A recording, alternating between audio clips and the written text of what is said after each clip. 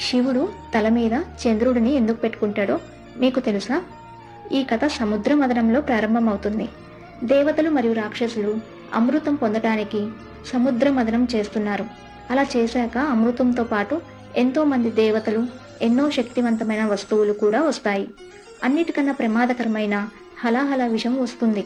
ఆ విషాన్ని చూసి అందరూ భయపడి పారిపోతున్నప్పుడు ప్రపంచాన్ని కాపాడటం కోసం ఆ విషాన్ని శివుడు నవ్వుతూ స్వీకరిస్తాడు.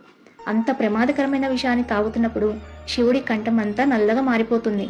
అందుకే ఆయనని అప్పటి నుంచి నీలాకంఠుడు అని కూడా పిలవటం మొదలుపెట్టారు.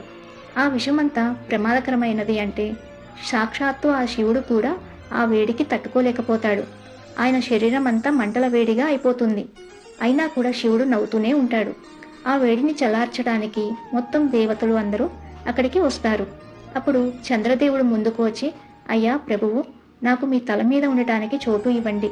నా నుండి వచ్చే చల్లదనం ఈ విషం నుండి వచ్చే వేడిని చల్లారుస్తుంది అని అంటాడు. శివుడు సరే చంద్ర అని చంద్రదేవుణ్ణి ఆయన తల మీద పెట్టుకుంటాడు. వెంటనే ఆయన శరీరం అంతా చల్లగా మారిపోతుంది.